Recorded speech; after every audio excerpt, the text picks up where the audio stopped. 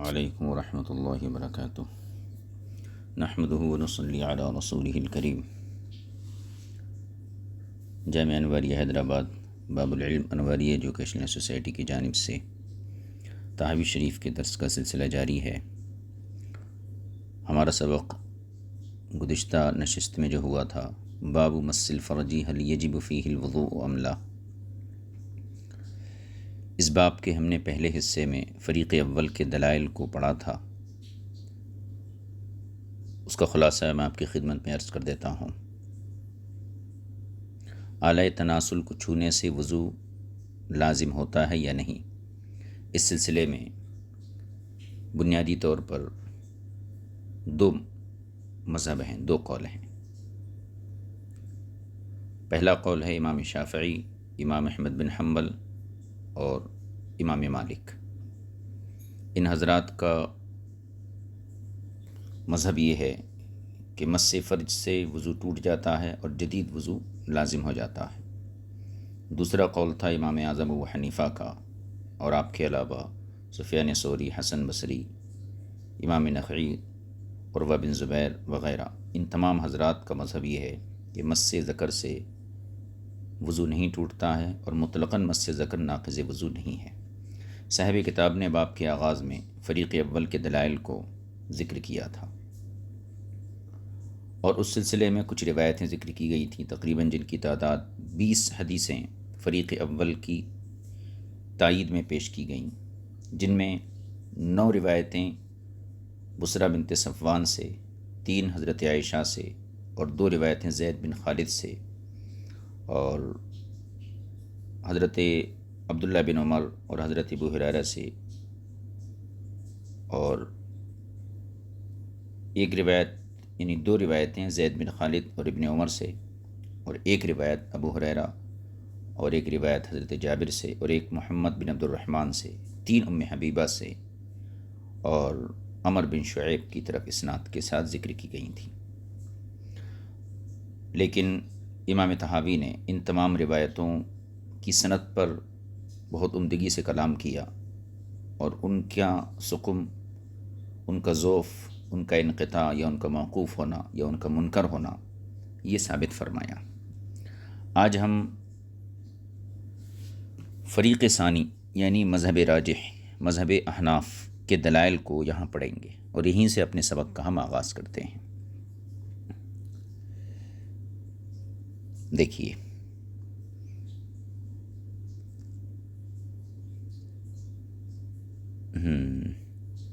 وقد رویت آثار عن رسول اللہ صلی اللہ علیہ وسلم یخالف ذلک، یہاں سے فریق ثانی کے دلائل کا آغاز ہوتا ہے۔ وقد رویت آثار عن رسول اللہ صلی اللہ علیہ وسلم یخالف ذلک، یعنی آپ نے مس ذکر کی صورت میں وضو کے واجب ہونے کا جو قول کیا ہے، اور اس سلسلے میں جو روایتیں پیش کی ہیں، حضور اکرم صلی اللہ علیہ وسلم سے ہمارے پاس ایسی حدیثیں بھی موجود ہیں جو آپ کے مفہوم کے بالکل مخالف ہیں۔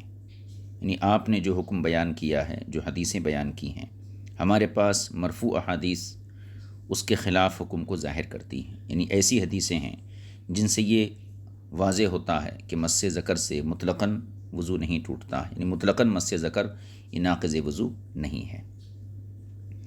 اب اس پر حدیثوں کا سلسلہ شروع ہوتا ہے فریق ثانی کی طرف سے۔ فمنہا، تو ان احادیث میں سے جو ہمارے مذہب کی تائید کرتی ہیں، تو ان میں سے پہلی حدیث وہ ہے ما حدثنا یونس، یہ پہلی حدیث ہے۔ یہاں پر اس کو دیکھ لیجئے، پہلے اس حدیث کو ہم پڑھ لیتے ہیں، اور اس کے بعد جو ہے اس کی وضاحت کی جائے گی۔ ما حدثنا یونس قال حدثنا سفیان عن محمد بن جابر عن قیس بن طلق، یہ نام یاد رکھیے، قیس بن طلق۔ انہی کی سند سے، یعنی انہی کی حدیث کو مختلف سندوں سے صاحب کتاب نے یہاں ذکر کیا ہے۔ قیس بن طلق عن ابی، اپنے والد سے روایت کرتے ہیں، انہ سأل النبی صلی اللہ علیہ وسلم، قیس بن طلق اپنے والد سے روایت کرتے ہیں کہ ان کے والد نے حضور صلی اللہ علیہ وسلم سے پوچھا افی مسجد ذکری وضوء، کیا مسجد ذکر میں وضو ہے؟ قال لا، تو حضور نے صاف ارشاد فرمایا اس میں وضو نہیں ہے۔ یہ حدیث ہے قیس بن طلق کی۔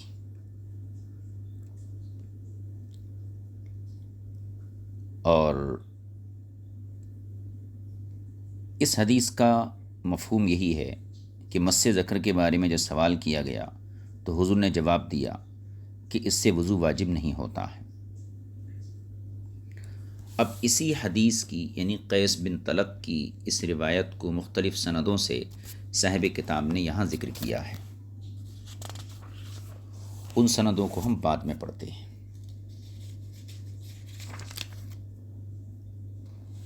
اب دوسری حدیث کو ہم دیکھ لیتے ہیں۔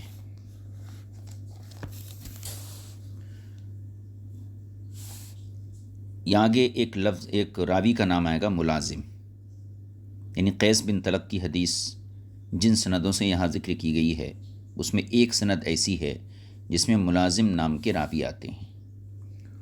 اس سند کے بارے میں صاحب کتاب نے وضاحت کی ہے کہ صحیح مستقیم الاسنادی غیر مضطرب فی اسنادہ ولا فی متنہ فہو اولی عندنا مما رویناہ اولا من الآثار المضطربۃ فی اسانیدہا۔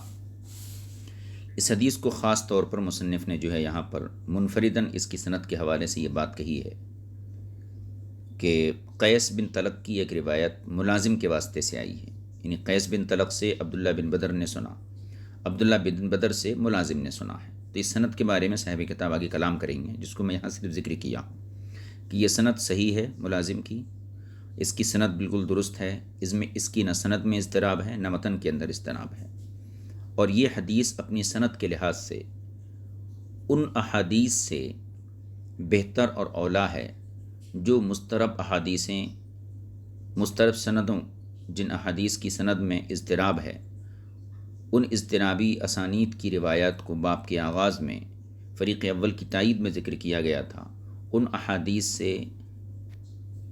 احادیث کی سند سے ملازم کی سند جو ہے یہ زیادہ بہتر ہے۔ اب ان تمام سندوں کو دیکھ لیجئے۔ پہلی حدیث یہ قیس بن طلق سے ہم پڑھے ایک سند کے ساتھ، اب اس کی دوسری سند صاحب کتاب ذکر کر رہے ہیں۔ حدثنا ابو بکرۃ قال حدثنا مسدس قال حدثنا محمد بن جابر فذكر باسناده نحوه۔ یہ قیس بن طلق کی اسی حدیث کی دوسری سند ہے، یعنی محمد بن جابر نے اپنی اسناد کے ساتھ اسی طرح روایت نقل کی ہے۔ اس کے بعد کی سند دیکھیے۔ حدثنا محمد بن العباس اللؤلؤی قال حدثنا اسد قال حدثنا ایوب بن عتبہ، پھر تحویل سند ہے یہاں پہ۔ وحدثنا ابو بشر الرقی قال حدثنا حجاج قال حدثنا ایوب بن عتبہ عن قیس بن طلق عن ابیہ عن النبی صلی اللہ علیہ وسلم نحوہ۔ یہ اوپر کی جو ہے جس میں تحویل سند سی، اسد ایوب سے، ایوب نے اور ایوب نے عتبہ سے اپنی سند کے ساتھ روایت نقل کی۔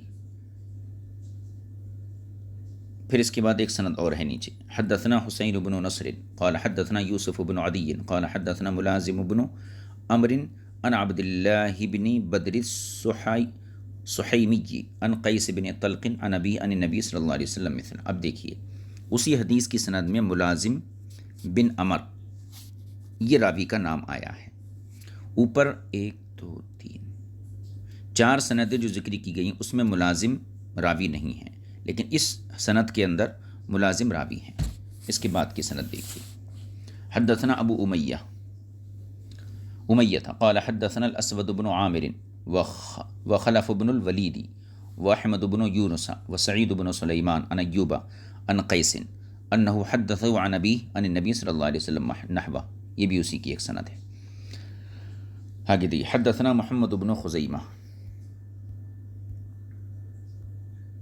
قال حدثنا حجاج قال حدثنا ملازم، یہ ملازم اس سند کے اندر بھی آئے، دیکھیے۔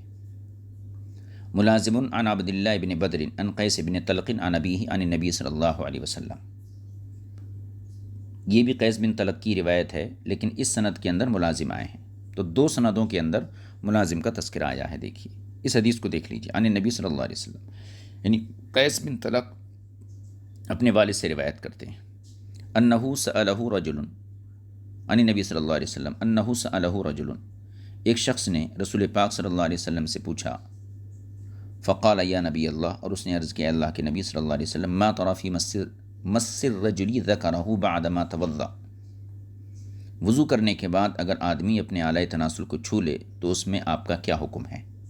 فقال نبی صلی اللہ علیہ وسلم، تو حضور صلی اللہ علیہ وسلم نے جواباً کیا ارشاد فرمایا؟ آپ نے ارشاد فرمایا، هل هو الا بضعۃ منک او مضغۃ منک۔ یہ راوی کو شک ہے یہاں پر کہ حضور نے بضع کا لفظ ارشاد فرمایا یا مضغہ کا لفظ ارشاد فرمایا۔ تو حضور نے فرمایا کہ وہ تمہارے جسم کا ہی تو ایک حصہ ہے، یعنی جیسے جسم کے باقی اعضاء کو چھونے سے وضو نہیں ٹوٹتا ہے، سر ہے، پیٹ ہے، پیٹھ ہے، سینہ ہے، اسی طریقے سے اعلی تناسل بھی تمہارے بدن کا ایک حصہ ہے، تو اس کو چھونے سے وضو کیوں ٹوٹے گا؟ اس حدیث کا مفہوم ہو گیا۔ اب یہ دیکھیے، قیس بن طلق کی حدیث کو صاحب کتاب نے تقریباً 5 یا 6 سندوں کے ساتھ یہاں ذکر کیا ہے، جس میں ایک سند کے اندر ملازم نام کے راوی آئے ہیں، 2 سندوں میں آئے ہیں، باقی سندوں میں نہیں آئے ہیں، ان کے بارے میں بیان کر رہے ہیں۔ فہذا حدیث ملازم صحیح مستقیم الاسناد غیر مضطرب فی اسنادہ ولا فی متنہ، یہ ملازم کی حدیث ہے اور یہ صحیح ہے، مستقیم الاسناد، اس کی اسناد درست ہے، غیر مضطرب فی اسنادہ، نہ تو اس کی سند میں اضطراب ہے، ولا فی متنی، نہ اس کے متن میں اضطراب ہے۔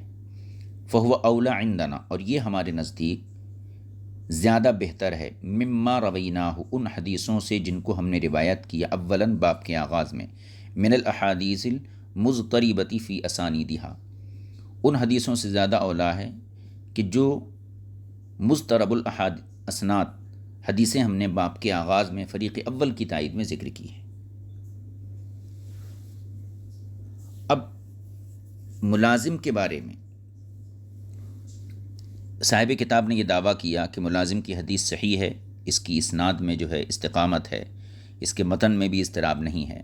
اب اس کو ثابت کرنے کے لیے ایک حوالہ پیش کیا، وقد حدثنی ابن ابی عمران قال سمعت عباس بن عبد العظیم العنبری یقول، کہتے ہیں کہ ہم سے ابن ابی عمران نے بیان کیا، اور وہ کہتے ہیں کہ میں نے عباس بن عبد العظیم عنبری سے سنا کہتے ہوئے، اور وہ کہتے ہیں کہ میں نے علی بن مدینی سے سنا یقول کہتے ہوئے۔ تو اب یہ علی بن مدینی کا قول ہے، حدیث ملازم ھذا احسن من حدیث بصرہ، یعنی ملازم کی حدیث بصرہ بنت صفوان کی حدیث سے زیادہ بہتر ہے۔ تو اگر سند کے اعتبار سے تقابل کیا جائے تو بصرہ بنت صفوان کی حدیث جو فریق اول کی تائید میں گزری، اس کی اپنی ایک سند ہے، اور اس کی جتنی سندیں تھیں ان تمام سندوں پہ جو کلام ہے وہ آپ نے سن لیا ہے، اور ایک ملازم کی حدیث کی سند ہے، تو دونوں حدیثوں کی سندوں کا تقابل کیا جائے تو اس کے بارے میں علی بن مدینی کی یہ شہادت موجود ہے کہ ملازم کی حدیث یہ بصرہ کی حدیث سے زیادہ بہتر ہے، سند کے اعتبار سے اور متن کے اعتبار سے۔ تو اگر حدیث کی قوت دیکھی جائے سند کے لحاظ سے تو پھر ہماری پیش کردہ جو ملازم کی حدیث ہے یہ بصرہ کی حدیث سے زیادہ قوی ہے، لہذا قوی حدیث اور احسن کو چھوڑتے ہوئے غیر احسن اور غیر قوی سے استدلال کرنا یہ مناسب نہیں ہے۔ فرماتے ہیں فَإِن كَانَ هَذَا الْبَابُ يُؤْخَذُ مِن طَرِيقِ الْإِسْنَادِ وَإِسْتِقَامَتِهِ فَحَدِيثُ مُلَازِمٍ هَذَا أَحْسَنُ إِسْنَادًا، آپ فرماتے ہیں کہ اگر سند کی مضبوطی کے لحاظ سے اور جو ہے سند کی استقامت کے لحاظ سے اگر غور کیا جائے، گفتگو کی جائے، تو ملازم کی حدیث ھذا احسن اسنادا یہ سند کے اعتبار سے بہتر ہے۔ وَإِن كَانَ يُؤْخَذُ مِن طَرِيقِ النَّظْرِ، اور اگر قیاس اور غور و فکر کے طریقے سے حکم اخذ کیا جاتا ہے تو غور و فکر کا بھی یہی تقاضا ہے کہ ہماری پیش کردہ جو ملازم کی حدیث ہے یعنی قیس بن طلق کی، اس حدیث پر ہی عمل کیا جائے، اسی کو معمول بھی بنایا جائے۔ اب قیاس دیکھ لیجیے۔ امام طحاوی نے یہاں مذہب احناف کی تائید میں ایک قیاس پیش کیا ہے۔ وہ قیاس کیا ہے؟ قیاس یہ ہے، ایک اجماعی مسئلہ ہے۔ فرماتے ہیں کہ دیکھیے، اگر کوئی شخص ہتیلی کے ظاہر سے، یعنی جیسے چمڑی ہوتی ہے وہ حدیث کا ظاہر ہے، اور جو ہے جدھر ہتیلی ہوتی ہے وہ جو ہے ہاتھ کا باطن ہے۔ اگر کوئی شخص ہاتھ کے ظاہر سے آلۂ تناسل کو چھوتا ہے یا اپنے بازوؤں سے، اپنی کوہنیوں سے آلۂ تناسل کو ٹچ کرتا ہے تو اتفاقی طور پر اس پر وضو واجب نہیں ہوتا، یعنی کسی کے نزدیک بھی اس پر وضو واجب نہیں ہوتا ہے۔ ہاتھ کے ظاہر سے یا دونوں کوہنیوں سے اگر کوئی شخص مس ذکر کرتا ہے تو بالاتفاق اس کا وضو نہیں ٹوٹتا ہے۔ تو قیاس اور غور و فکر کا تقاضا یہ ہے کہ جب ظاہر کف کے ذریعے چھونے سے وضو نہیں ٹوٹتا ہے تو باطن کف سے کے چھونے سے بھی وضو نہیں ٹوٹنا چاہیے۔ یعنی ظاہر کف اگر ٹچ ہوا آلۂ تناسل سے، مس ہوا تو وضو نہیں ٹوٹتا، یہ اجماعی مسئلہ ہے۔ تو پھر باطن کف یعنی ہتیلی کے باطن سے، جس کو ہتیلی بولتے ہیں، ہتیلی سے اگر مس ذکر ہوتا ہے تو اس سے بھی وضو نہیں ٹوٹنا چاہیے۔ ایک تو یہ۔ دوسرا قیاس یہ کہ فرماتے کہ ہم دیکھتے ہیں اگر آلۂ تناسل کا جو ہے مساس ران سے ہو جائے، فخذ ران، اگر ران سے اعلی تناسل مس ہو جائے تو بالاتفاق اس سے وضو واجب نہیں ہوتا، وضو نہیں ٹوٹتا ہے۔ حالانکہ ران یہ ایسا بدن کا حصہ ہے جو ستر عورت کی قبیل سے ہے۔ تو اس پر غور کیجئے کہ جب اعلی تناسل مس ہوا ایک ایسے حصے سے جو ستر عورت میں داخل ہے تو وضو نہیں ٹوٹا۔ ہاتھ تو ستر عورت نہیں ہے، تو جو ستر عورت نہیں ہے اس سے مس ہونے کی صورت میں وضو کیوں ٹوٹے گا؟ تو جب ستر عورت سے ٹچ ہونے کی صورت میں وضو نہیں ٹوٹتا ہے تو پھر جو ستر عورت نہیں ہے یعنی ہاتھ یعنی ہتیلی، تو اس کو ٹچ ہونے سے وضو کیوں واجب ہوگا؟ یہ دو طریقے سے صاحب کتاب نے قیاس پیش کیا۔ اس کا ترجمہ کر لیجیے۔ فَإِنَّا رَأَيْنَاهُمْ، اوپر سے دیکھیے، وَإِنْ كَانَ يُؤْخَذُ مِنْ طَرِيقِ النَّظْرِ، اور اگر نظر یعنی غور و فکر کے طریقے پر گفتگو کی جائے، بطریق نظر دیکھنا چاہیں تو فَإِنَّا رَأَيْنَاهُمْ لَا يَخْتَلِفُونَ، تو ہم نے فقہا کو دیکھا ہے کہ وہ اس بات میں کوئی اختلاف نہیں کرتے ہیں۔ کس بات میں؟ أَنَّ مَن مَسَّ ذَكَرَهُ بِظَهْرِ كَفِّهِ أَوْ بِذِرَاعِهِ لَمْ يَجِبْ فِي ذَلِكَ وُضُوءٌ، کہ اگر کوئی شخص عضو تناسل کو ہتیلی کی پچھلی جانب سے یا اپنے دونوں بازوؤں سے چھوئے تو اس سے وضو لازم نہیں ہوتا ہے، اس میں کسی کا اختلاف نہیں۔ فَالنَّظْرُ أَن يَكُونَ مَسُّهُ إِيَّاهُ بِبَطْنِ كَفِّهِ كَذَلِكَ، تو پھر غور و فکر کا تقاضا یہ ہے کہ ہتیلی کی اندرونی جانب یعنی ہتیلی کی اندرونی جانب سے بھی یہی حکم ہونا چاہیے۔ وَقَدْ رَأَيْنَاهُ، پھر دوسرا ایک قیاس گویا کہ ضمنی، وَقَدْ رَأَيْنَاهُ، اور ہم نے دیکھا ہے، لَوْ مَاسَّهُ بِفَخِذِهِ لَمْ يَجِبْ عَلَيْهِ بِذَلِكَ وُضُوءٌ، یعنی ہم دیکھتے ہیں کہ اگر اس شخص نے، کسی بھی شخص نے اپنی ران سے اس کو چھو لیا تب بھی اس پر وضو لازم نہیں آتا ہے۔ حالانکہ وَالْفَخِذُ عَوْرَةٌ، ران یہ ستر عورت میں داخل ہے، ستر ہے یہ۔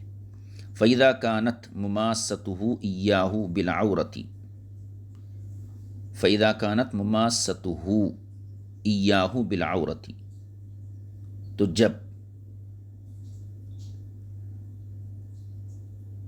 ستر عورت کے ساتھ عضو تناسل کا چھو جانا لا توجب علیہ وضو، اس پر وضو واجب نہیں کرتا ہے، فماسته ایاہ بغیر العورت احرا، تو اس کا غیر ستر عورت کے ساتھ مس ہو جانا احرا زیادہ اس بات کے لائق ہے، اللہ توجب علیہ وضو، وضوءا کہ اس پر وضو کو واجب نہ کیا جائے۔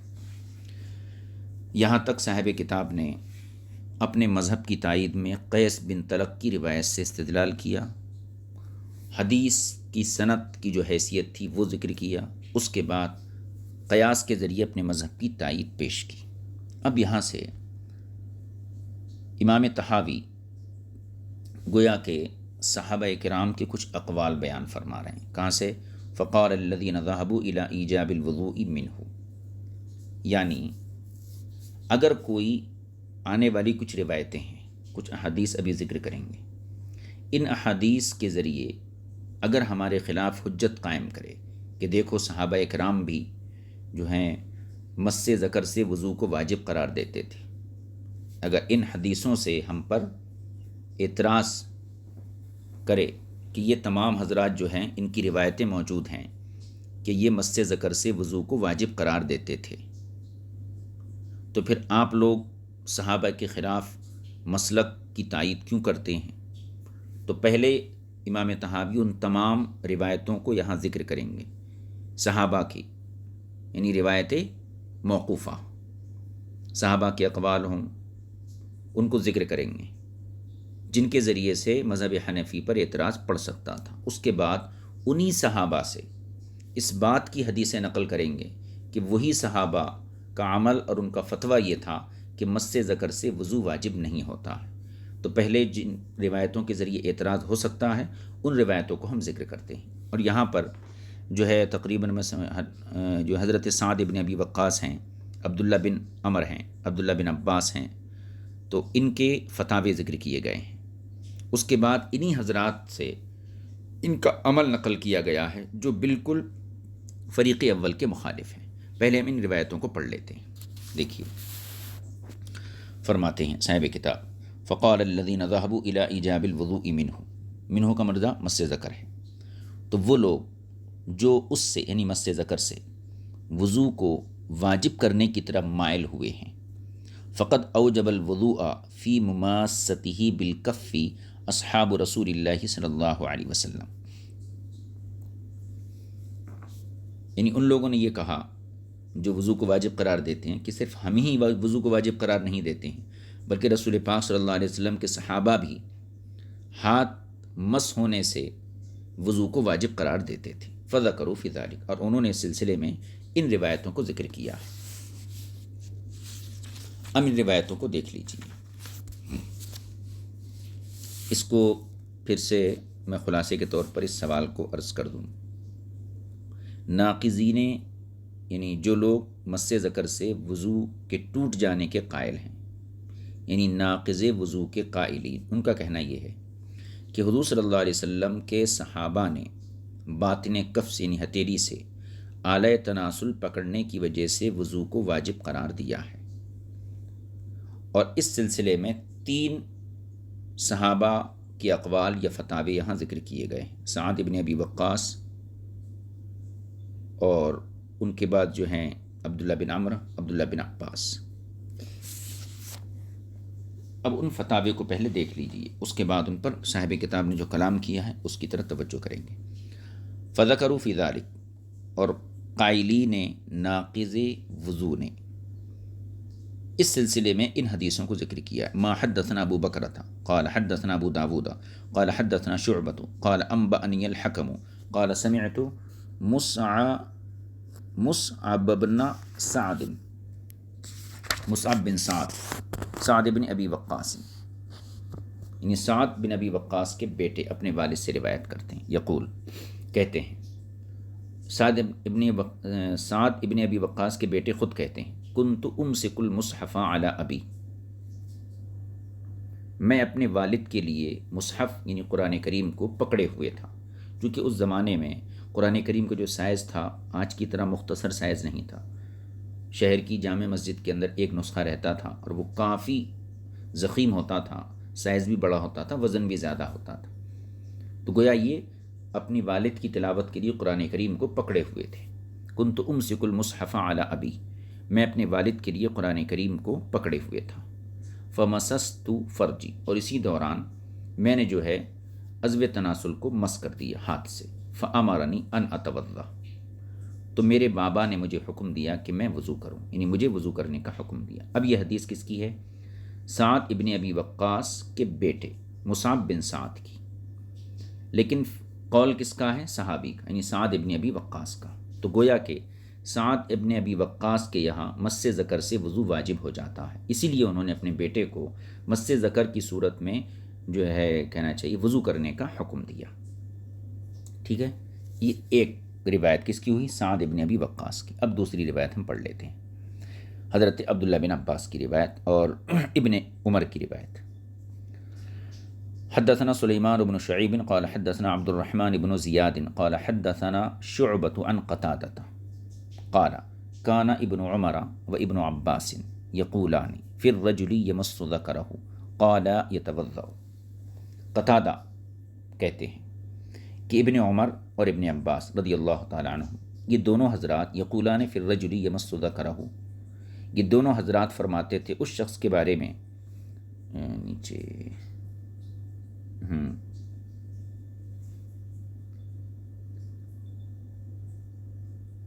یہ دونوں حضرات فرماتے تھے اس شخص کے بارے میں جو اپنے عضو تناسل کو چھو لے، کیا فرماتے تھے؟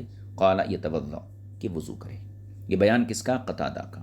کس کے بارے میں؟ دو صحابیوں کے بارے، ابن عمر اور ابن عباس۔ وہ ان دونوں کا قول یہ تھا کہ مس ذکر سے وضو واجب ہے۔ قال شعبۃ، اب شعبہ جو قتادہ کے شاگرد ہیں، قتادہ سے شعبہ نے حدیث کو سنا، وہ کہتے ہیں کہ فقلت لقتادہ امن ھذا، میں نے قتادہ سے پوچھا کہ آپ نے یہ کس سے سنا ہے، یہ روایت کس سے لی ہے؟ فقال، تو قتادہ کہنے لگے ان عطاء ابن ابی رباح، میں نے یہ چیز عطاء ابن ابی رباح سے لی ہے، یعنی ان سے میں نقل کر رہا ہوں، ان کی وساطت سے بیان کر رہا ہوں۔ یہ بات ذہن میں رہے کہ قتادہ نے ابن عمر اور ابن عباس کا جو قول نقل کیا ہے تو خود قتادہ نے نہیں دیکھا ہے، بلکہ قتادہ کو یہ چیز اور یہ بات پہنچی ہے عطاء بن ابی رباح سے، یہ عظیم تابعی ہے۔ ٹھیک ہے، تو اس حدیث پاک میں بھی یہ پتہ چلتا ہے کہ مس ذکر سے وضو ٹوٹ جاتا ہے، اسی لیے ابن عمر اور ابن عباس نے وضو کرنے کا حکم دیا۔ اب اس کے بعد اسی حدیث کی ایک سند ہے، وہ نیچے ذکر کی گئی، اس سند کو پڑھ لیجیے۔ حدثنا یونس قال حدثنا سفیان عن الزہری عن سالم عن ابیہ انہ رآہ صلی صلاۃ لم یکن یصلیھا۔ یہ کون ہے؟ سالم اپنے والد یعنی عبداللہ بن عمر۔ ایک تو عبداللہ بن عمر کا اوپر قول گزرا جس کو قتادہ نے روایت کیا، اب یہ خود ان کے بیٹے سالم روایت کرتے ہیں عن ابی یعنی عبداللہ بن عمر انہ رآہ صلی صلاۃ لم یکن یصلیھا، نہیں ایک ہاں ٹھیک ہے، چلیے یہ سند نہیں ہے بلکہ مستقل یہ حدیث ہے، میں نے ذکر کیا تھا اسی کی ایک سند ہے نا، یہ دوسری مستقل ایک حدیث ہے۔ یہ سالم اپنے والد سے روایت کرتے ہیں عبداللہ بن عمر سے، وہ کہتے ہیں کہ انہ رآہ، انہوں نے، کنہوں نے؟ سالم نے اپنے والد کو، اپنے والد سے روایت کرتے ہیں، تو ان کے والد کون ہیں؟ عبداللہ بن عمر۔ کہتے ہیں کہ انہ رآہ صلی صلاۃ لم یکن یصلیھا، میں نے ان کو ایسی نماز پڑھتے ہوئے دیکھا جو پہلے نہیں دیکھا تھا۔ قال، کہتے ہیں فقلت لہ، میں نے ان سے کہا ما ھذہ الصلاۃ، یہ کیسی نماز ہے؟ قال انی مسست فرجی، میں اپنے عضو تناسل کو چھو چکا تھا، فنسیت ان اتوضا، اور میں بھول گیا وضو کرنا، تو اب وضو کر کے نماز ادا کر رہا ہوں۔ مطلب یہ ہے کہ گویا کہ انہوں نے نماز شروع کی اور نماز کے دوران ہی ان سے یہ عمل سرزد ہوا، لیکن وہ بھول گئے، تو پھر آپ نے جو ہے پوری نماز ادا کرنے کے بعد جو ہے پھر ان کو یاد آیا تو پھر وضو کیا، وضو کرنے کے بعد پھر سے نماز پڑھے، تو گویا کہ انہوں نے اپنے عمل کے ذریعے ثابت کیا کہ مس ذکر سے وضو ٹوٹ جاتا ہے۔ اب اس حدیث کی ایک سند ہے جو نیچے ذکر کی گئی ہے۔ حدثنا ابن خزیمۃ قال حدثنا حجاج قال حدثنا حماد عن ایوب عن نافع عن ابن عمر مثلہ، یہ اسی حدیث کی سند ہے۔ نیچے حدیث دیکھیے، تو یہ کتنی حدیث ہو گئی؟ سعد ابن ابی وقاص کی حدیث، ابن عمر، ابن عباس، پھر ابن عمر کی حدیث۔ اب اس کے بعد دیکھیے یہ حدیث ہے، حدثنا ابن خزیمہ قال حدثنا حجاج، یہ حدثنا حجاج قال حدثنا ابو عوانة عن ابراہیم مبن المہاجری عن مجاہد قال صلینا مع ابن عمر. یہ کس کی ہے؟ حضرت مجاہد کی روایت ہے، اور وہ حضرت ابن عمر کا عمل نقل فرما رہے ہیں. مجاہد کہتے ہیں صلینا مع ابن عمر، ہم نے عبداللہ بن عمر کے ساتھ نماز پڑھی. یا پھر راوی کا شک ہے صلی بنا ابن عمر، یعنی ہمیں حضرت ابن عمر نماز پڑھائے، یعنی خود امام تھے، یا تو یہ کہا یا پھر یہ کہا کہ ہم نے ان کے ساتھ نماز پڑھی. ثم سارا، تو نماز حضرت ابن عمر پڑھائے، اس کے بعد چل دیے. ثم اناخا، پھر کچھ دیر کے بعد اپنی اونٹنی کو انہوں نے بٹھا لیا. اناخا جملہ، پھر اپنی اونٹنی کو بٹھا لیا، جو بھی اونٹ جس پر سوار تھے اس کو بٹھا لیا. فقلت، تو میں نے کہا یا ابا عبد الرحمن، یہ کون بول رہے ہیں؟ امام مجاہد، کہ میں نے ان سے کہا اے ابو عبد الرحمن، یہ کنیت ہے حضرت ابن عمر کی. انا قد صلینا، یعنی ہم تو نماز پڑھ چکے ہیں. مطلب ان کا یہ تھا کہ ہم نماز تو پڑھ چکے ہیں، اب رکنے کا مقصد کیا ہے؟ نماز پڑھ کے آپ چل دیے تھے، پھر کچھ دیر کے بعد اب رک گئے اور آپ نے اونٹ کو بٹھا دیا. تو انہوں نے سوال کیا امام مجاہد نے کہ اے ابن عمر، ہم تو نماز پڑھ چکے ہیں، اب رکنے کا مقصد کیا ہے؟ انا قد صلینا، نماز تو پڑھ چکے ہیں. فقال، تو انہوں نے فرمایا ان ابا عبد الرحمن قد عرف ذلک، ابو عبد الرحمن کو معلوم ہے کہ وہ کیوں رکے ہیں. تو گویا کہ خود اپنے کو ابن عمر نے ابو عبد الرحمن کہا، یعنی میں جانتا ہوں کہ میں کیوں رکا ہوں.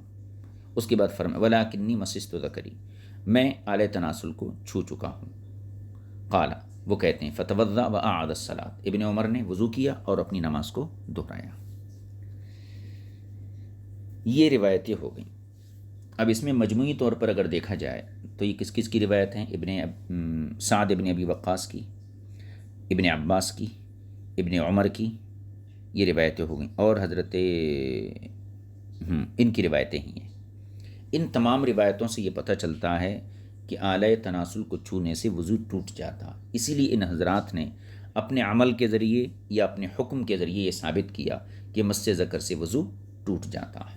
اب یہ روایتیں ہم پڑھ لیے، ان روایتوں کا جواب سن لیجیے. امام طحاوی احناف کی طرف سے اس کا جواب دیتے ہیں. قیل لہم، ان سے کہا جائے، کن سے؟ فریق اول سے. یہاں سے جواب کا آغاز ہو رہا ہے. قیل لہم، ان سے کہا جائے گا اما ما رویتموہ عن مصعب بن سعد بن ابی وقاص فانہ قد روى عن مصعب بن سعد عن ابیہ خلاف ما رواہ عنہ الحکم. اب جن صحابہ کی حدیثیں یہاں ذکر کی فریق اول نے، امام طحاوی کہتے ہیں کہ انہی صحابہ سے بالکل اس کے خلاف حدیثیں ہم تک پہنچی ہیں. سب سے پہلے مصعب بن سعد بن ابی وقاص کی روایت کو لیجئے. یہاں پر سعد بن ابی وقاص کے بیٹے مصعب نے اپنے والد سے یہ روایت نقل کی کہ فَأَمَرَنِي أَنْ أَتَوَضَّأَ، کہ میں اگر مس ذکر کر دیا تو میرے بابا مجھے وضو کرنے کا حکم دیے.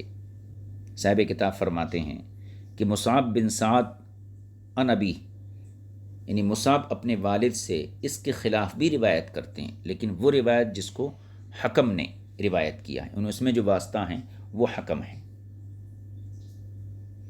یہاں پر کیا ہے؟ مصعب بن سعد بن ابی وقاص سے جو روایت کرنے والے ہیں وہ بھی حکم ہیں. یہاں بھی دیکھ لیجیے، جو پہلی حدیث ہم پڑھے سعد بن ابی وقاص کے بیٹے کی، تو اس میں بھی مصعب سے سننے والے حکم ہیں. اب امام طحاوی کہتے ہیں کہ ہمارے پاس ایسی حدیث ہے کہ مصعب سے سننے والے بھی حکم ہیں، لیکن وہ حدیث بالکل اس کے برخلاف ہے جو آپ نے اپنے مذہب کی تائید میں پیش کی ہے. اب وہ حدیث سنیے کہ مصعب بن سعد بن ابی وقاص، یعنی سعد بن ابی وقاص کے بیٹے کی روایت بالکل اس کے برخلاف جو ابھی ذکر کی گئی تھی. وہ حدیث پڑھ لیجیے. یہاں پہ دیکھیے، حدثنا ابراہیم بن مرزوق قال حدثنا ابو عامر قال حدثنا عبد الله بن جعفر عن اسماعیل بن محمد عن مصعب بن ابی سعد قال كنت آخذ على ابی المصحف. مصعب بن سعد کہتے ہیں کہ میں کنت آخذ علی ابی المصحف، میں اپنے والد کے لیے قرآن کو اٹھائے ہوئے تھا. فَأَصَبْتُ فرجی فَاحْتَكَكْتُ، تو مجھے خارش ہوئی، یعنی کھجلی جس کو بولتے ہیں، خارش ہوئی، تو میں نے فَأَصَبْتُ فرجی جو ہے شرمگاہ کو چھو لیا، مطلب وہی اعلی تناسل۔ فقال اصبت فرجک، تو میرے والد نے کہا کیا تم نے جو ہے اعلی تناسل کو چھوا ہے؟ قلت نعم، میں نے کہا ہاں۔ احتککت، مجھے خارش یا کھجلی ہوئی اس لیے میں نے یہ عمل کیا۔ فقال، تو آپ کے والد نے کہا، یعنی سعد بن ابی وقاص نے کہا، اغمس یدک فی التراب،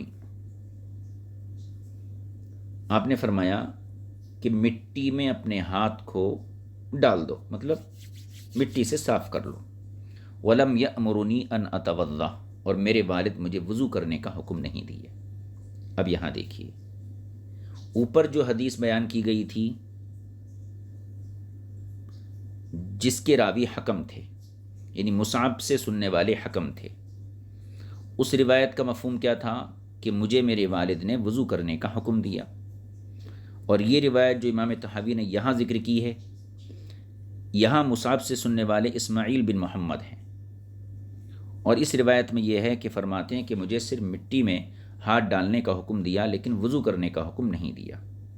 تو خود جو روایت آپ حضرات نے سعد بن ابی وقاص کی پیش کی وضو کرنے کی، ہم نے بالکل اس کے مد مقابل اس کے مخالف حدیث پیش کر دی، لہٰذا وہ حدیث ہمارے خلاف سند نہیں بن سکتی۔ وروی عن مصعب ایضا ان اباہ امرہ بغسل یدہ، اب اس میں اور تائید دیکھیے، اس حدیث میں کیا تھا کہ سعد بن ابی وقاص اپنے بیٹے کو صرف اتنا حکم دیے کہ اپنے ہاتھ کو جو ہے مٹی میں صاف کر لو، لیکن وضو کا حکم نہیں دیے۔ اور ایسی بھی روایتیں ہیں جن سے یہ پتہ چلتا ہے کہ مصعب سے یہ مروی ہے کہ ان کے والدین سعد بن ابی وقاص ان کو ہاتھ دھونے کا صرف حکم دیے اور وضو کرنے کا حکم نہیں دیے۔ دیکھیے وہ حدیث نیچے ہے، حدثنا محمد بن خزیمۃ، اس کو عبارت کو پڑھ لیجیے، وروی عن مصعب ایضا، اور مصعب سے یہ بھی مروی ہے، ان اباہ امرہ بغسل یدیہ، کہ ان کو ان کے والد جو ہیں صرف ہاتھ دھونے کا حکم دیے۔ اب حدیث دیکھیے اس کی، حدثنا محمد بن خزیمہ قال حدثنا عبد اللہ بن رجاء قال وحدثنا زائدة عن اسماعیل بن ابی خالد عن الزبیر بن عدی عن مصعب بن سعد مثلہ۔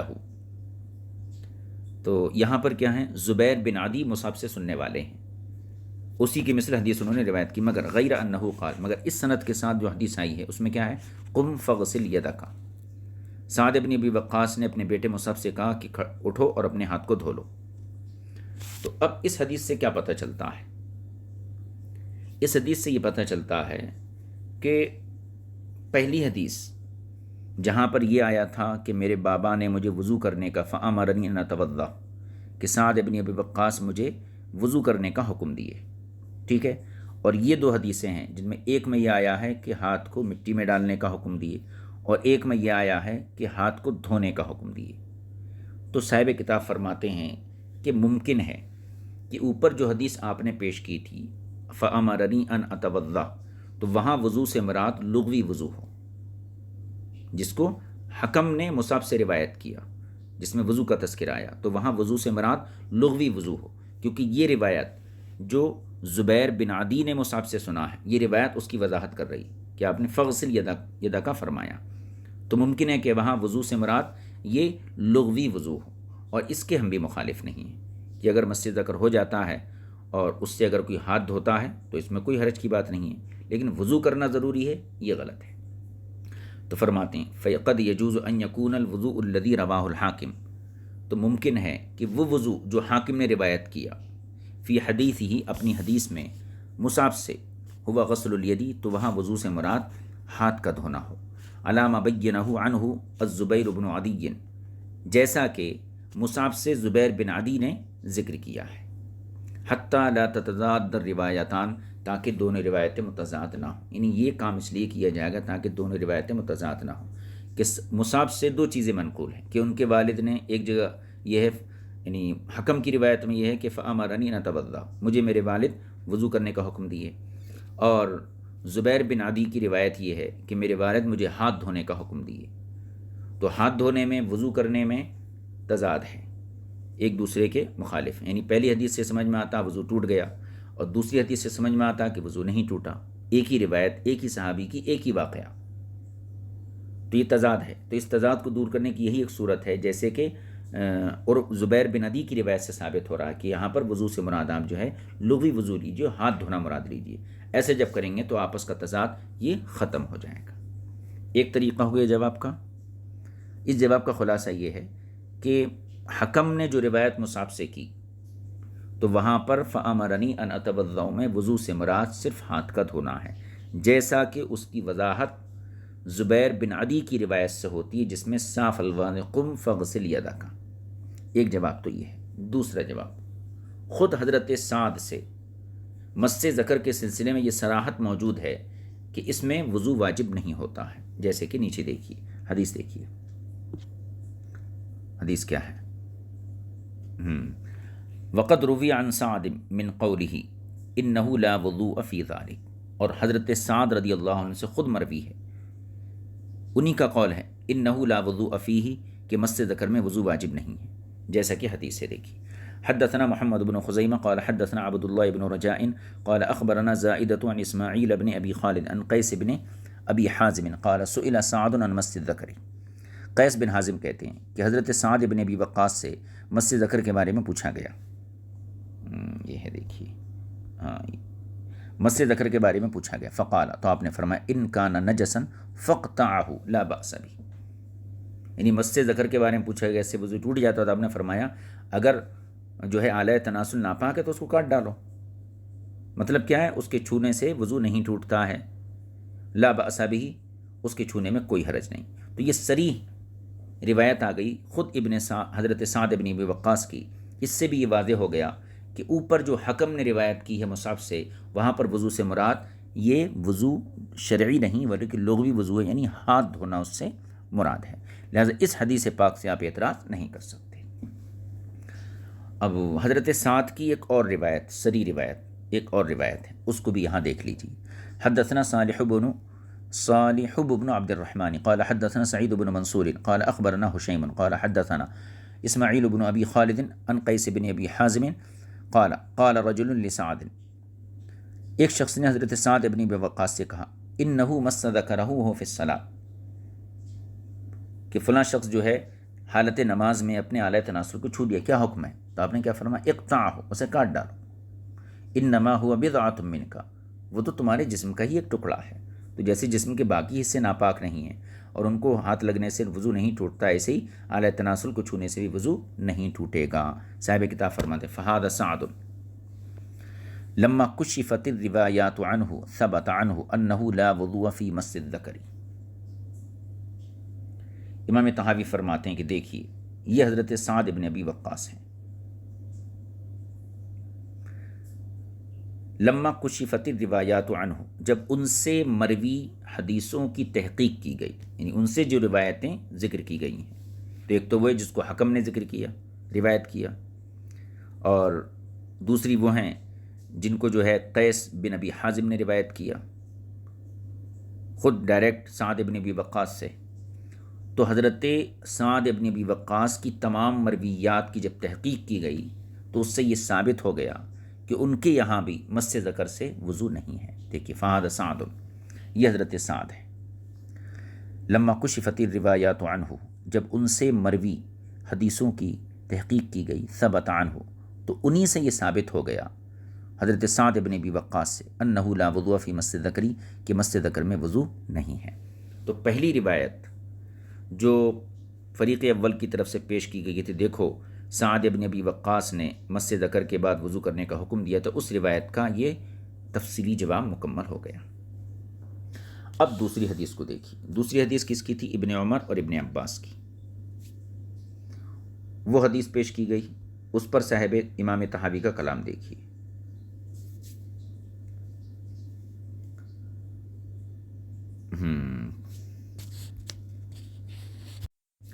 اس کو دیکھیے، وَأَمَّا مَا رُوِيَ عَنِ ابن عباس فِي إِيجَابِ الْوُضُوءِ فِيهِ فَإِنَّهُ قَدْ رُوِيَ عَنْهُ خِلَافُ ذَلِكَ۔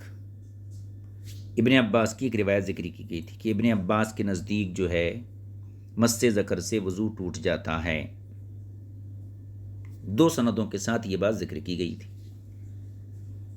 اس کو صاحب کتاب فرماتے ہیں وہ اما معروی عن ابن عباس فی ایجاب الوضوء فی کا مرجع مس ذکر، کہ مس ذکر میں وضو کے واجب ہونے کے سلسلے میں ابن عباس سے جو روایت گزری فإنہ قد روی عنہ خلاف ذلک، تو ابن عباس سے اس کے خلاف بھی روایت ثابت ہے. وہ روایت کون سی ہے وہ دیکھ لیجیے. وہ روایت یہ ہے،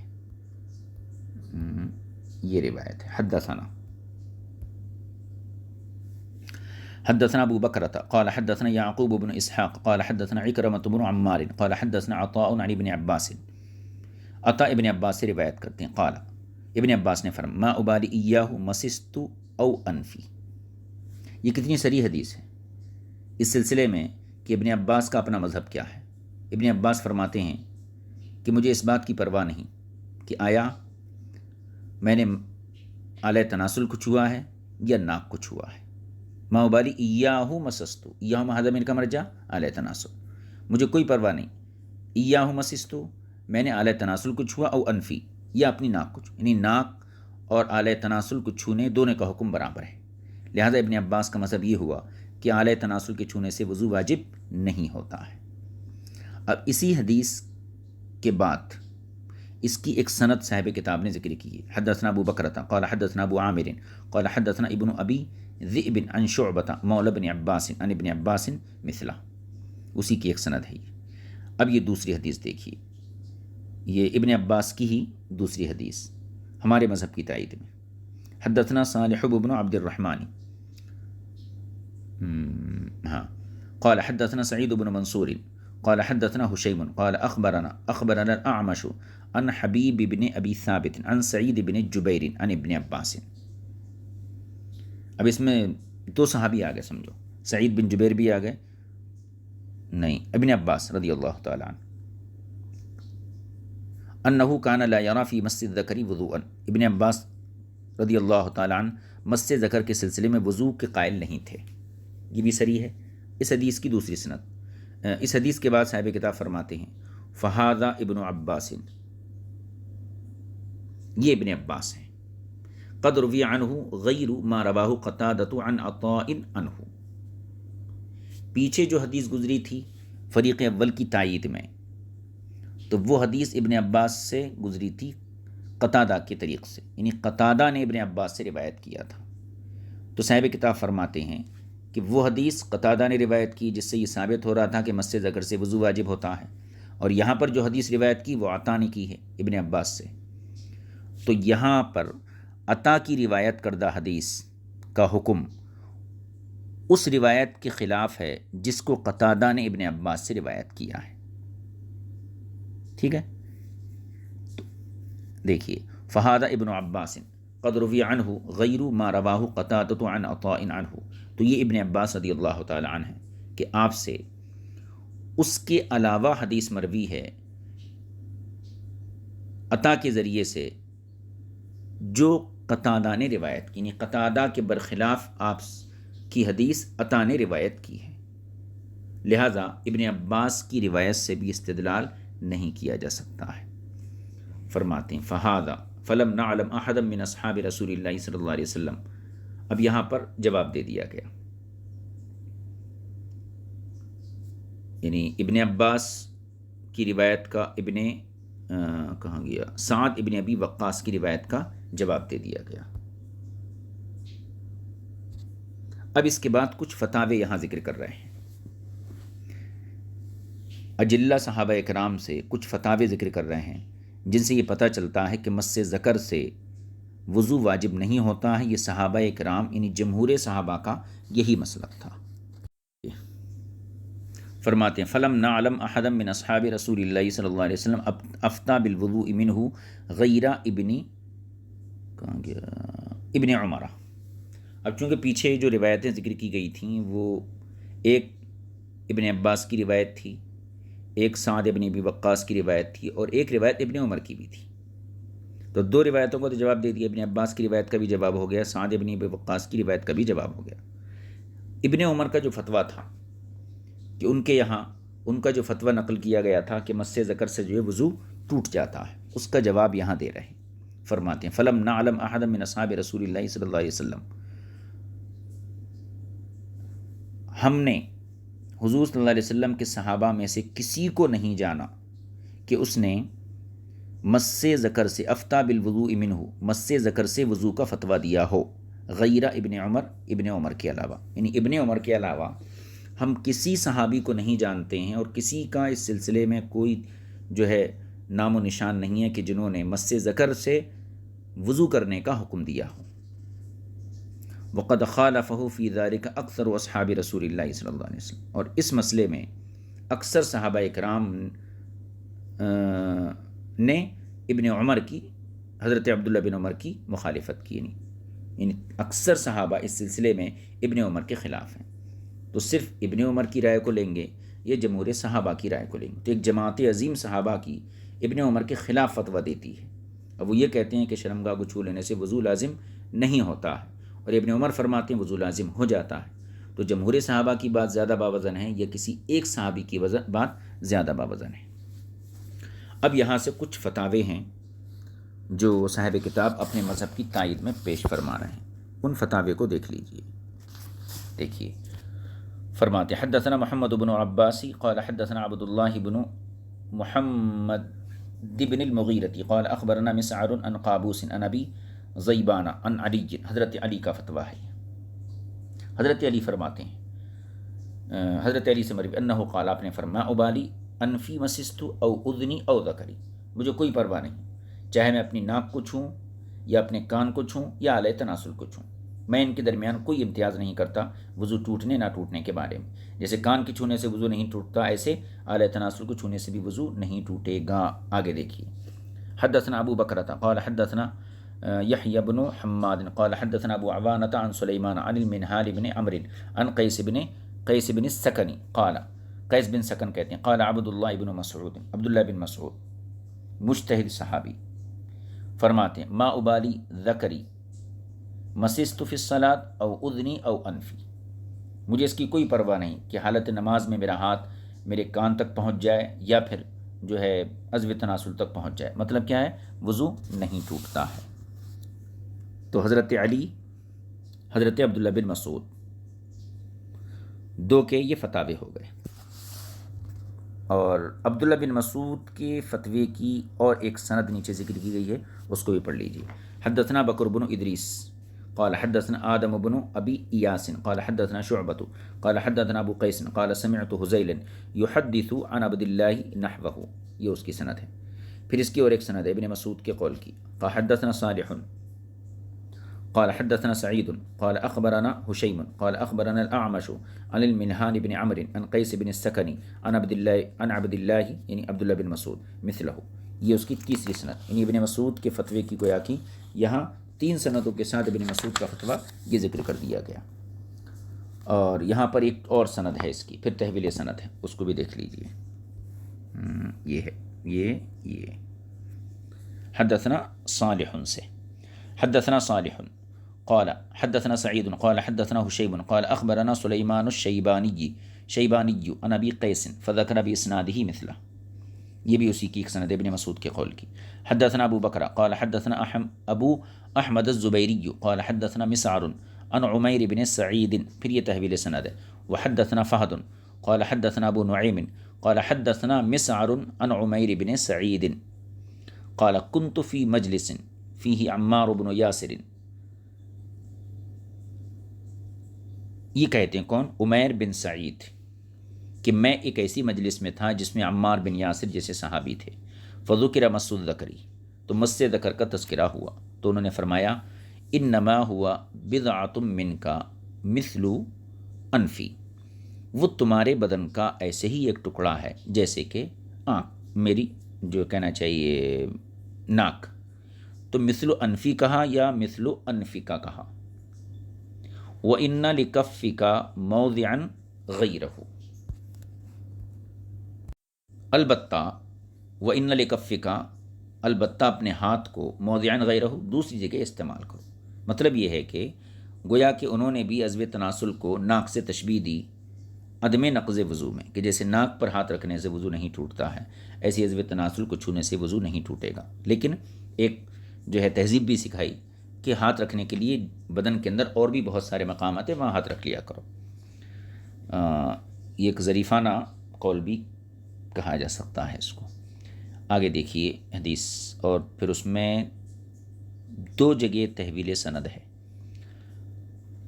اخبرنا ابو بکرۃ قال حدثنا ابو عامر قال حدثنا سفیان عن ایاد بن لقیط عن البراء بن قیس۔ اب یہاں سے براء بن قیس سے حدیث کی سند یہ پھر جاتی ہے دوسروں کی طرف۔ وحدثنا ابو بکر قال حدثنا ابو داود قال حدثنا شعبة عن منصور قال سمعت سدوسيا يحدث عن البراء بن قیس۔ یہ براء بن قیس، تو براء بن قیس سے پہلے جو ہے حدیث کی سند دونوں میں مختلف ہے، لیکن براء بن قیس کے بعد جو سند ہے وہ سیم ہے، یہ تحویل سند ہوتی ہے۔ پھر اس کے بعد اور ایک تحویل سند تیسری، یعنی گویا کہ براء بن قیس سے 3 سندوں کے ساتھ یہ حدیث چلی ہے۔ وحدثنا ابو بکرۃ قال حدثنا ابو داود قال حدثنا عبید اللہ ابن ایاد بن لقیط عن ابیہ عن البراء بن قیس قال سمعت حذیفہ۔ یہ حضرت حذیفہ کی حدیث آ گئی۔ وہ کہتے ہیں کون؟ براء بن قیس، میں نے حضرت حذیفہ رضی اللہ تعالیٰ عنہ سے فرماتے ہوئے سنا، یقول فرماتے ہوئے سنا، ما ابالی ایاہ مسست او انفی، مجھے اس کی کوئی پرواہ نہیں کہ میں عضو تناسل کو چھوؤں یا پھر اپنی ناک کو چھوؤں۔ آگے دیکھیے، حدثنا محمد بن خزیمہ قال حدثنا حجاج قال حدثنا حماد، پھر تحویل سند، وحدثنا سلیمان بن شعیب قال حدثنا الخصیب قال حدثنا حماد عن قتادہ عن المخارق بن احمر عن حذیفہ نحوہ، اسی کی طرح یہ حدیث بیان کی گئی ہے۔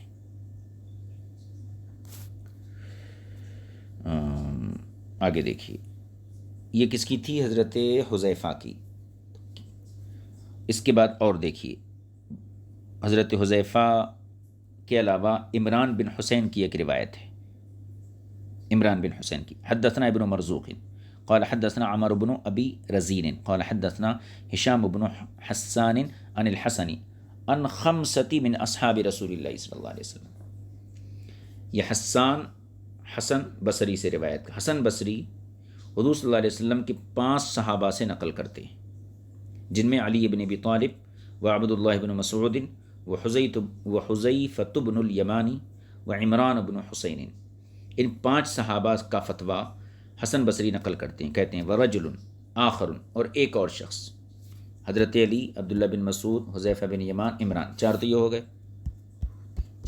اور ایک شخص ہیں جن کا نام یہاں ذکر نہیں کیا گیا ہے، وہ یا 5 صحابہ کی کا متفقہ فتویٰ حسن بصری روایت کرتے ہیں، کیا انہم کانوا لا یرون فی مس الذکر وضوءا، یہ تمام حضرات مس ذکر سے وضو کو واجب نہیں سمجھتے تھے، یعنی وضو ٹوٹنے کے قائل نہیں تھے۔ آگے دیکھیے، حدثنا ابن خزیمہ قال حدثنا حجاج قال حدثنا حماد، پھر تحویل سند، وحدثنا سلیمان بن شعیب قال حدثنا عبد الرحمن قال حدثنا شعبة عن قتادة عن الحسن، یہ حسن بصری، عن عمران بن حسین نحوہ، یہ دوسری سند ہے اس کی۔ پھر اس کے بعد دیکھیے عمران بن حسین کی حدیث کی اور ایک سند، حدثنا صالح قال حدثنا سعید قال حدثنا حشیم قال اخبرنا حمید الطویل عن الحسن، حسن بصری، عن عمران بن حسین مثلا، اس کی اور ایک سند۔ اب یہ کس کی ہو گئی؟ اتنے صحابہ کا یہاں تذکرہ ہو گیا، یہ تمام صحابہ سے صاحب کتاب نے ان کے فتاوے نقل کیے۔ اب آپ ذرا غور کیجئے، ایک طرف ابن عمر کا اپنا قول ہے، ان کا اپنا فتویٰ ہے، اور دوسری طرف حضرت علی، عبداللہ بن مسعود، حذیفہ بن یمان، عمران بن حسین، اور ان کے علاوہ کون جو ہیں، کہنا چاہیے عمار بن یاسر ہیں، اور ان کے علاوہ جو ہیں حضرت حذیفہ ہیں، عمران بن حسین، یہ تمام صحابہ یہ فتوے دے رہے ہیں کہ مس ذکر سے وضو نہیں ٹوٹتا ہے، جن میں میں نے یہ نام ذکر کیے۔ تو آپ خود عقل کا تقاضا کیا ہے کہ جس طرف صحابہ کی اکثریت ہے اس بات پر عمل کیا جائے گا، یہ جس طرف صرف ایک صحابی کا فتویٰ ہے اس پر عمل کیا جائے گا۔ صاحب کتاب فرماتے ہیں فَإِن كَانَ يَجِبُ فِي مِثْلِ هَذَا تَقْلِيدُ ابن عمر فَتَقْلِيدُ مَنْ ذَكَرَنَا أَوْلَنَا مِنْ تَقْلِيدِ ابن عمر، یعنی اگر اس جیسے مسئلے میں حضرت عبداللہ بن عمر کی تقلید ضروری ہے، تو پھر اس جیسے مسئلے میں ہم نے جن لوگوں کے فتاوی ذکر کی ان کی تقلید کرنا یہ زیادہ اولا، زیادہ ضروری ہے۔ یعنی مطلب یہ ہے کہ اگر آپ اس سلسلے میں ابن عمر کی تقلید کرتے ہوئے مس ذکر سے وضو کو واجب قرار دیتے ہیں تو پھر ان حضرات کی تقلید ان سے اولا ہے جو اپنے مرتبہ اور مقام کے اعتبار سے، تفقہ فی الدین کے اعتبار سے، صحبت نبوت کے اعتبار سے ان سے اولا ہے. جیسے حضرت علی ہیں، ان کی صحبت، ان کے تفقہ میں کسی کو کلام نہیں. پھر عبداللہ بن مسعود تو ان کی شانی کیا ہے، اور حضرت حذیفہ بن یمان ہیں. تو یہ حضرات جن کا تفقہ اور صحبت رسول ہر اعتبار سے ان کو فضیلت حاصل ہے، تو پھر اگر آپ ابن عمر کی تقلید کرتے ہیں تو پھر ان سے اولا اعلیٰ درجے کے جو صحابہ ان کی تقلید کرنا یہ زیادہ بہتر ہے. وقد روی ذلك عن سعید بن المسیب والحسنی. اب یہاں سعید بن مسیب کے قول کا جواب پیش کر رہے ہیں، چونکہ پہلے ان کی روایت گزر چکی ہے کہ سعید بن مسیب سے ایک روایت گزری ہے کہ سعید بن مسیب کی روایت یہی گزری ہے کہ مس ذکر سے جو ہے وضو ٹوٹ جاتا ہے. اب ان کا فتویٰ یہاں ذکر کر رہے ہیں کہ خود ان کا اپنا فتویٰ جو ہے اس کے خلاف ہے جو روایت آپ ذکر کیے تھے. دیکھیے روایت کیا، یہ فتویٰ کیا ہے.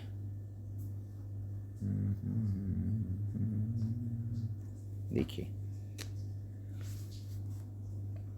آگے ہے، اس کے بعد جو ہے ان کا فتویٰ آئیں گا. یہ ہے، دیکھیے یہاں سے ہے، یہ عبارت تھی، اس کو میں پڑھ دیا. فَإِنْ كَانَ يَجِبُ فِي مِثْلِ هَذَا تَقْلِيدُ ابن عمر فَتَقْلِيدُ مَنْ ذَكَرَنَا أَوْلَى مِنْ تَقْلِيدِ ابن عمر. وقد روی ذلك أيضا عن سعید بن المسیب والحسنی. سعید بن مسیب حسن بصری سے بھی ایسا ہی مروی ہے. دیکھیے وہ کیا ہے. حدثنا عبد اللہ بن محمد بن خشیش قال حدثنا مسلم بن ابراہیم قال حدثنا هشام قال حدثنا قتادة عن سعید بن المسیب. سعید بن مسیب کا فتویٰ انه كان لا يرى في مس الذکر وضوءا، وہ مس ذکر میں وضو کے قائل نہیں تھے. پھر حسن بصری سے بھی اسی کے مثل روایت کیا گیا ہے جیسے کہ نیچے کی سند ہے. حدثنا ابو بکرۃ قال حدثنا ابو داود قال حدثنا هشام عن قتادة عن الحسن مثلہ. حسن بصری سے بھی ایسا ہی مروی ہے.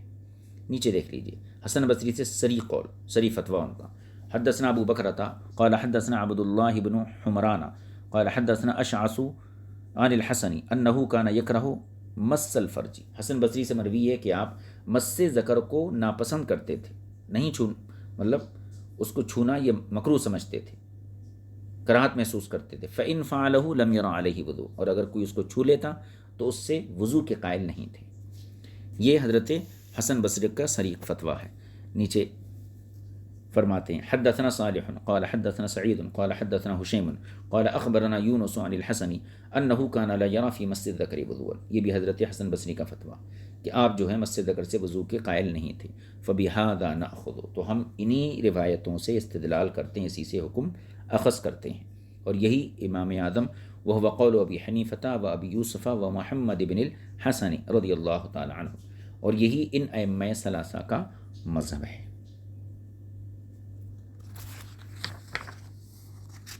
یہ باب یہاں مکمل ہو گیا. صاحب کتاب نے باب کے آغاز میں فریق اول کی تائیدی روایت کو ذکر کیا، اور وہ جتنی بھی روایتیں تھیں صاحب کتاب نے ہر روایت پر جو ہے ناقدانہ شان سے کلام کیا، اور ان کے ضعف کو اور ان کی نکارت کو صاحب کتاب نے واضح فرمایا. اور غالباً اب تک جتنے اسباق ہم نے اس کے پڑھے ہیں اس میں یہ پہلا باب ہے جس میں فریق مخالف کی دلیل کے ساتھ ہی اس کا آپ نے رد کیا. ورنہ عموماً آپ کا طریقہ یہ ہوتا ہے کہ پہلے آپ پوری روایتیں ذکر کرتے ہیں، اس کے بعد ان کا رد کرتے ہیں. لیکن اس باب کے اندر آپ نے ان کی روایت کے ساتھ ساتھ آپ اس کا رد کرتے ہوئے آگے بڑھتے چلے گئے. تو فریق اول کی تائیدی روایت کو شروع میں ذکر کیا، اس کے بعد جو ہے اپنی تائیدی روایات کو ذکر کیا، اور احناف کی تائیدی روایت کا جو دار و مدار تھا وہ قیس بن طلق، ان کی روایت پر تھا غالباً. ہاں، قیس بن طلق کی روایت پر تھا. اور پھر اس کے بعد جو ہے فریق اول کی طرف سے چند صحابہ کے اقوال سے اعتراض کیا گیا، تو آپ نے انہی صحابہ سے اس کے خلاف اقوال کو دکھایا پھر قیاس کے ذریعے. تو کل ملا کر پوری وضاحت کے بعد یہ بات ثابت ہو جاتی ہے کہ مذہب راجح اس سلسلے میں یہی ہے کہ مس ذکر سے وضو نہیں ٹوٹتا ہے اور نیا وضو کرنا واجب نہیں ہے۔ اب آگے جو باب ہے، باب المسح علی الخفین کم وقتہ للمقیم والمسافر، اس باب کو انشاءاللہ آئندہ درس میں پڑھیں گے ہم۔ وصلی اللہ علی نبی الکریم وآلہ وصحبہ اجمعین والحمد للہ رب العالمین۔ السلام علیکم ورحمۃ اللہ وبرکاتہ۔